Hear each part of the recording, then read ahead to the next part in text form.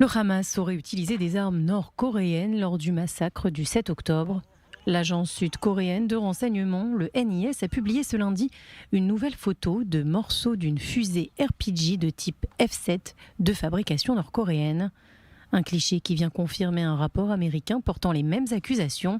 Pour le moment, en Israël, on estime qu'il ne s'agit pas de vente directe d'armes nord-coréennes au Hamas, mais d'un transfert indirect. De son côté, l'armée sud-coréenne a déclaré à plusieurs reprises que la Corée du Nord avait des liens avec le Hamas. Elle a même averti que Pyongyang pourrait utiliser des tactiques similaires à celles de l'organisation terroriste palestinienne lors d'une attaque surprise de la Corée du Sud, comme par exemple l'utilisation de tunnels. Autre pays impliqué, probablement indirectement, la Chine. Tsahal affirme avoir découvert une énorme cache d'armes chinoise à Gaza, des lance-grenades, des fusils d'assaut et des dispositifs d'écoute et de communication. Reste à savoir comment ce matériel est arrivé entre les mains du Hamas. L'Iran pourrait avoir joué le rôle d'intermédiaire en transférant au groupe terroriste des armes achetées à Pékin.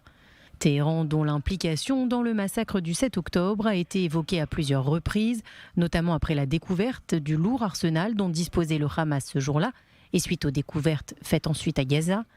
Tsahal a notamment affirmé avoir trouvé des composants prouvant que des terroristes du Hamas ont appris, sous la direction iranienne, comment utiliser et construire des composants de précision et des armes stratégiques. Israël accuse depuis longtemps l'Iran de tenter d'exporter une technologie de missiles de précision à son proxy au Liban, le Hezbollah.